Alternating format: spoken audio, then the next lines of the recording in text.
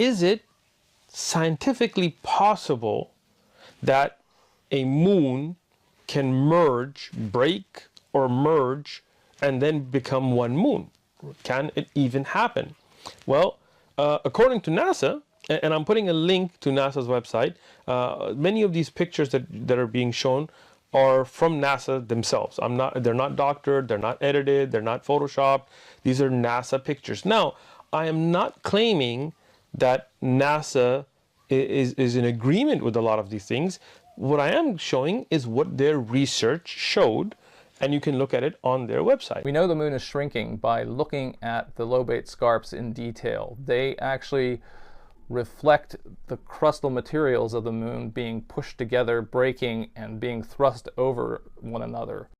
So that indicates that something has been causing the moon to actually contract or shrink.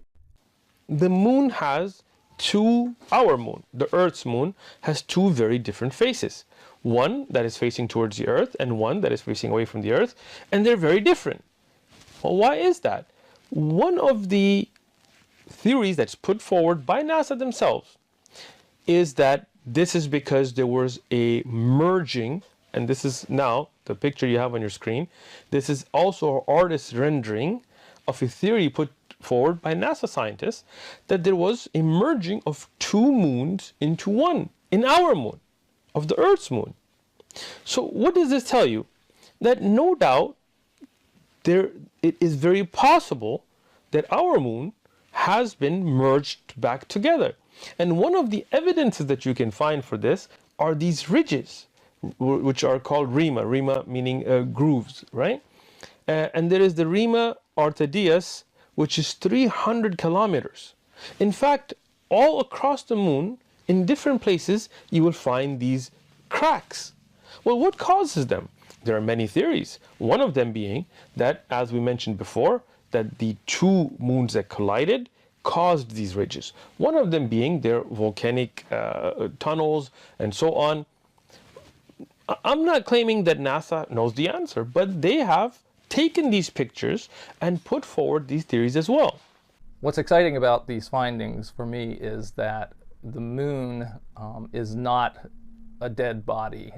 It's not an object where everything that happened on the moon happened billions of years ago. These scarps could be younger than 1 billion years. They could be, in fact, as young as a couple of 100 million years old, or they could be even younger than that. And that means, in geologic terms, the moon is active.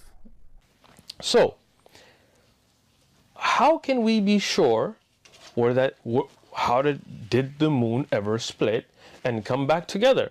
Well, I mean, the only way we could really know is if we had eyewitness accounts. Wouldn't that be amazing if we actually had eyewitness accounts? Well, we do. We do have eyewitness accounts. Let me begin with those. There is, during the time of the Prophet Muhammad, peace and blessings be upon him, there is an event that happened where the people of Mecca, the non-believers of Mecca, challenged the Prophet Muhammad, peace be upon him, and said, if you're a true prophet, split this moon, split it in two and bring it back together. And the Prophet Muhammad, peace be upon him, told them that if I do this, will you believe? They said yes. He said okay. And he prayed to God, to the Creator, to Allah. And Allah split the moon. And eyewitnesses saw this. And I know this is an amazing, extraordinary event. That's why we call it a miracle. And it came back together the same night. Now, a skeptic would ask, okay, well, who saw this? Obviously the Prophet Muhammad, peace be upon him. But you could say, well, he's the one that's performing this, so, who else saw it? Well, if some great event like this happened, like the moon splits, then surely people in other parts of the world would have seen it.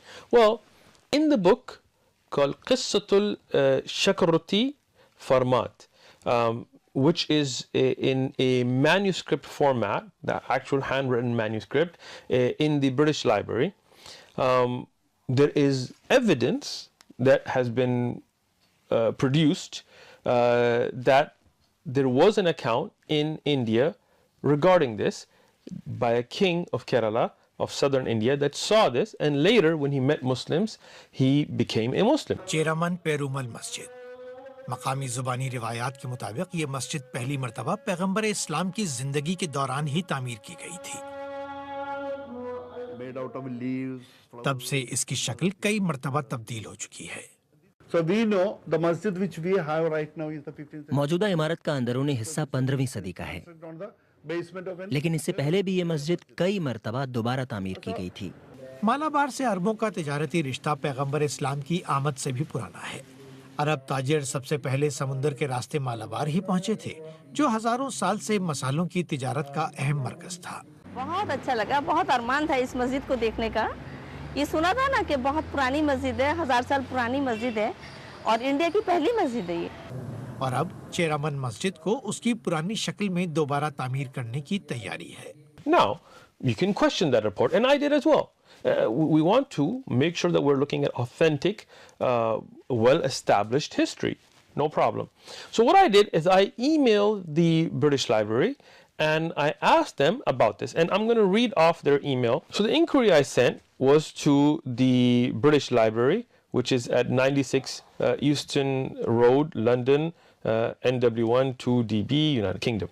And I called them and I emailed them and I requested information about this manuscript. The response I got is from the Asia and Africa Reference Services India office, that's a subdivision of that service, from the India Office Papers, Oriental Language Publications and Oriental Language Manuscripts. They said, we are pleased to confirm that we do indeed hold in our collection a composite manuscript, and the reference number is IO Islamic 2807. On portfolios 81 through 104 verso, there is an account of an Indian king having witnessed the splitting of the moon and converting to Islam. The manuscript is entitled Qissatul Shakaruti Firmad and is listed in our published catalogs with the following: a fabulous account of the first settlement of Mohammedans in Malabar under King Sakaruti Krenagro, a contemporary of Muhammad, peace be upon him, who was converted to Islam by the miracle of the division of the moon. So there is such a manuscript, but can you say this was a first-hand account? Can you say this is a historically acceptable account? Well, they are, the library in Britain is not qualified to do that. They can just tell you there is a manuscript. So what I did is I reached out to the National Digital Library of India. And this is a project in India where they have taken many manuscripts across India, and they have made a project of digitally scanning them and putting them up. This is a central library. It is an ISO certified library, as they have put in their email, under ISO 9001:2015, and so on and so on. So I emailed them about this manuscript and if there were any other historic documentation that they had. After a long time of me waiting and sending additional emails, I got a response from them. And they said, thank you for your question about the manuscript Qissatul Sakarwati Farmad. There is a digital copy of the translation from the Israel Oriental Studies Journal by Dr. Yunan Friedman. So there's actually a translation. We said we do not house the original manuscript as it is housed in the British Library in London, which is the first people that I had contacted. As for the record of a king named Shakarwati Farmas, also pronounced Farmad, and his observation of the splitting of the moon and later embracing Islam, then this is well documented in many manuscripts that are housed in the National Digital Library of India. The name Shiraman Perumal, and I may be mispronouncing this, is a title that is often ascribed to kings who ruled Kerala from the Chera dynasty before 1000 AD. After 1000 AD, they were called Kula Shirokaras. So just the fact that that title was named under Chiriman shows that this was a very early report and early writing. Now, according to their email, they said there are numerous oral and written traditions that state that Chiraman Perumal, the Chera king, called Shanakara Varman and Shakaramati, with the title of Chiringal Purimal, sorry, I'm probably butchering these names, but who ruled from 621 to 640, and again that would put him exactly at the time of the Prophet Muhammad, peace be upon him's early time, yani, because the Hijrah was around 622, so that would mean that his rule would be right before the migration of the Prophet Muhammad, peace be upon him, witnessed the splitting of the moon. And when he met Muslim traders, he converted to Islam, according to these reports, and they will mention books here, in 627. This is recorded in Tarikh Zuhur al-Islam fil Malibar, an early manuscript on the genesis of Islam in Kerala, housed in the digital library, and they give the manuscript number here. This is supported by what is documented in the book Tuhfatul Mujahideen by Sheikh Zainuddin, and this was also confirmed by Dr. Hermann Gundrit, a German Christian missionary, scholar, and linguist. This is also, his work is in the digital library, and they've given the manuscript number here as well. Dr. German Gundrit speaks of two Chera kings who went to Mecca, Shankarwanmarma, during the 1st century of Islam, and Rama Varma Kullashkankaram in the later, who would also be called under the title of Sherman Perumal. This account is also, in fact, recorded by the Portuguese writer Dorte Barbosa. And we have a manuscript here in the digital library for that as well. He writes about a mighty king named Sherman Perumal who ruled Kerala, converting to Islam, and ordered the Sherman Mosque, which is still standing in India. This was built in 629 AD after the death of Sherman Perumal, who died in the Arabian Peninsula, according to these reports. This is also confirmed by another Portuguese writer named Joás de Barros and Diogo Alcortos. Both of them have confirmed these events as well in their historic writings that have been recorded in manuscripts that are in the digital library. He ends this email with, in India, it is well known part of our history, and the accounts of Chera kings who witnessed the splitting of the moon is well accepted as a historically proven record with oral and written traditions. Other historic events of them as recorded in Al-Isaba of Ibn Hajar. Now, this is the end of the email from the National Digital Library of India Project, Central Library. They gave their ISO certification, phone number, and contact report up on the screen by Ibn Hajar Asqalani. In summary, when we look at an extraordinary claim, no doubt we have provided here extraordinary evidence. Eyewitnesses, and not just eyewitnesses, those that were proponents and opponents, those that were in the same city of Mecca and those that were outside of Mecca. Those reports are all eyewitness first-hand reports that have been verified and documented. On top of that, we have seen reports that are historically acceptable. They do not meet the level of criterion that Islamic scholars have for checking of Jarh wa Ta'dil, but they are acceptable reports, historic reports out of India, of multiple sources that orally and in written format have documented that there was a king in India that witnessed this and later accepted Islam.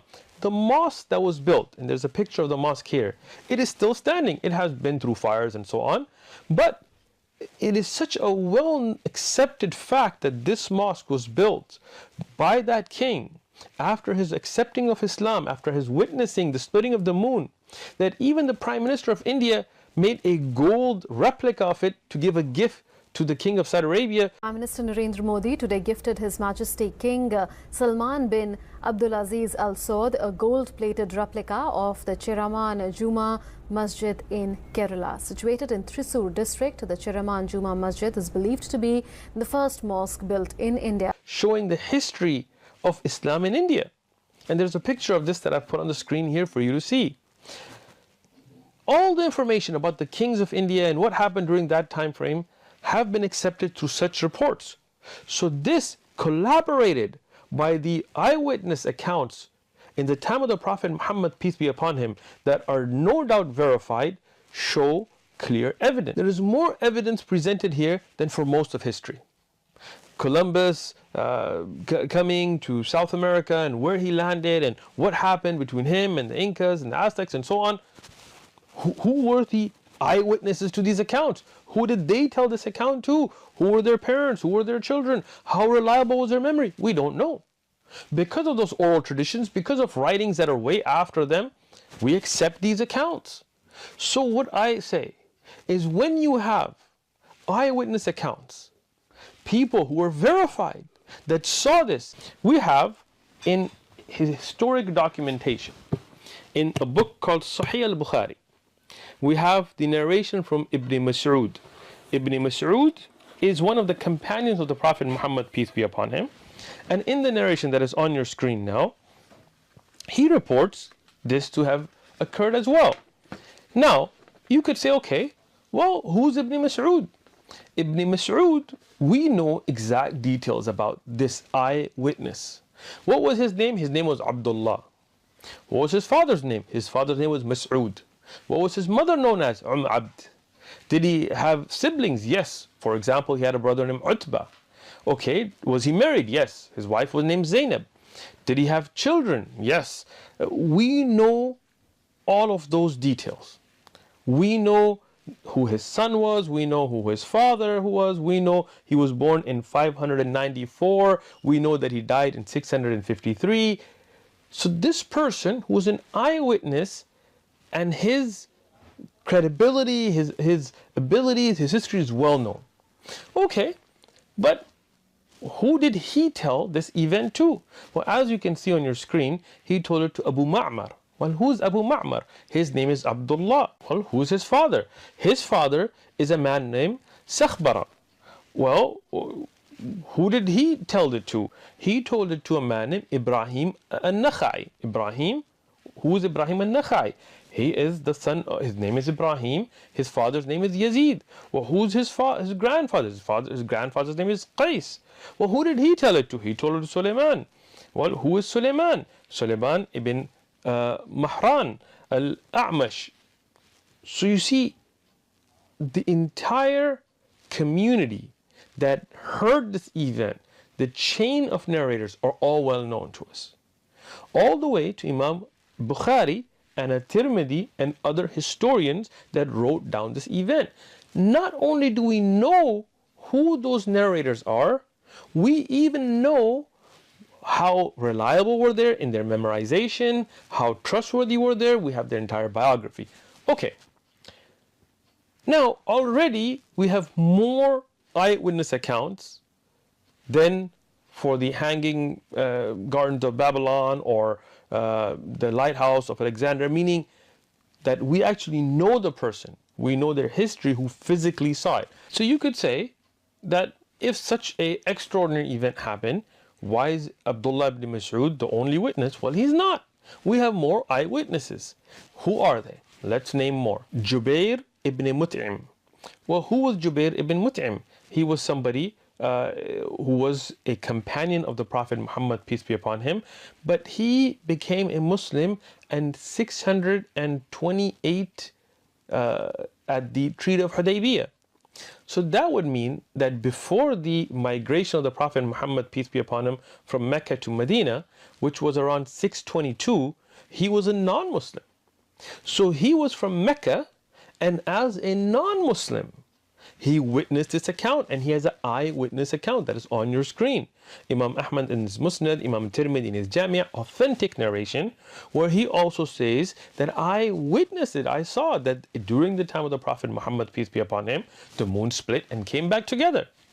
So now you have another witness, and we have the same details about him and everybody that he reported to. Who was his father? It was Mut'im ibn Adi. Who did he have a son? Yes. One of his sons was Nafi' ibn Jubair. When did he die? 679.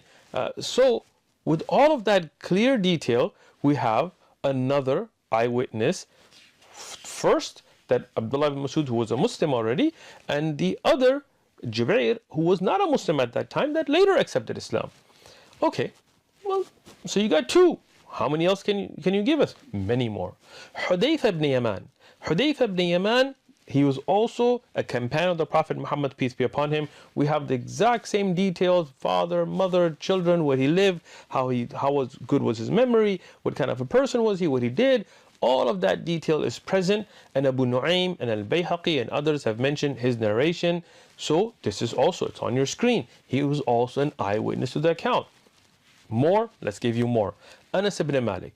Anas ibn Malik, the interesting thing about him is he's born in 612 and he dies in 711. And he's from Medina. And he, in Sahih al-Bukhari, he also witnesses this event. So that means the people of Medina were also witnesses to this event. Okay, Abdullah ibn Abbas, also another witness, authentic.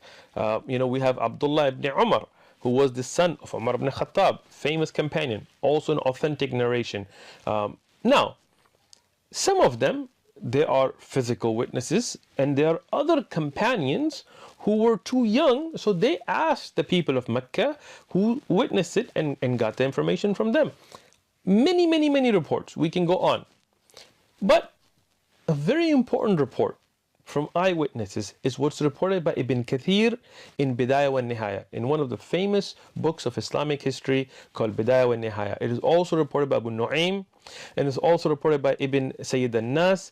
In this narration, it lists non-Muslims who were eyewitnesses. So we've already given you 6, 7 of the Muslims or those that became Muslim after this event that witnessed it. But now I'm going to give you of non-Muslims. Who were they? Walid ibn Mughira. We have his history as well. We have the famous Abu Jahl, whose actual name is Amr ibn Hisham.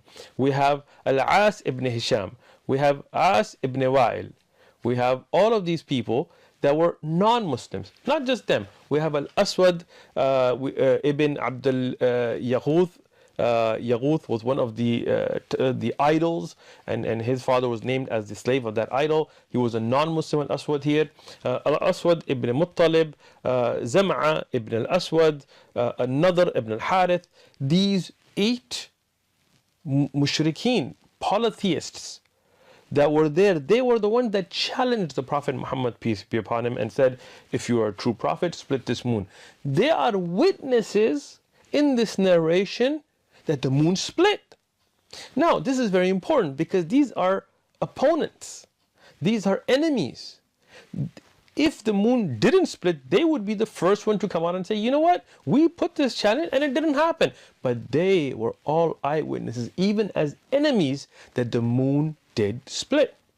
Ibn Kathir had this in Bidayah wa Nihaya, and I put the reference and the scan of the book.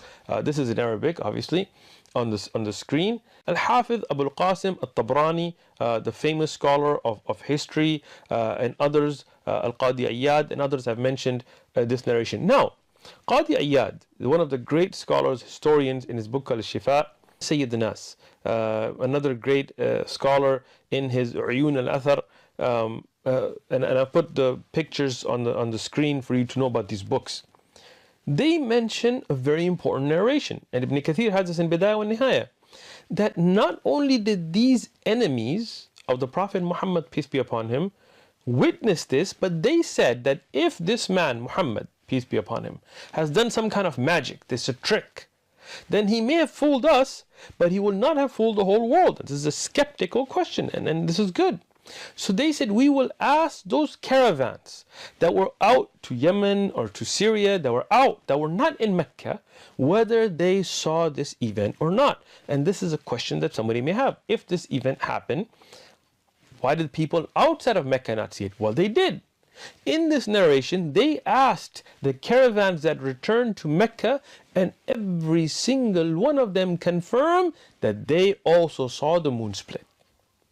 So now this is very important, because not only did the people of Mecca and a report out of Medina and proponents and opponents all see this as eyewitness accounts, but people that were outside in caravans in Arabia also saw the same event. Proponents, companions of the Prophet Muhammad, peace be upon him, also opponents, polytheists. Not only that they were present there, but in other parts of Arabia that saw this event. And not just that, even when this claim was put forward, none of the polytheists for years after that that were present ever challenged it. None of them said, when did the moon split? It's in your Quran, your Prophet said it, we didn't see it. No, they accepted that it happened, but they made excuses, it was magic, it was this or that, but they accepted it, that this miraculous event did happen. And collaborating evidence, historic evidence from India, as this non-Muslim historian, he's a Hindu, from India has confirmed that this is accepted history through many manuscripts, many writings, oral traditions. When we have all of this together, then no doubt this was an event that occurred. And this was a miracle of the Prophet Muhammad, peace be upon him. And we encourage everybody who's a skeptic, everybody who wants to question, to go out and read more about the life of the Prophet Muhammad, peace be upon him. Because the greatest miracle of the Prophet Muhammad, peace be upon him, the Quran, is still with us. Take it, read it. The life of the Prophet Muhammad, peace be upon him, read about it. His other miracles, read about it. And let them be a guiding force for you.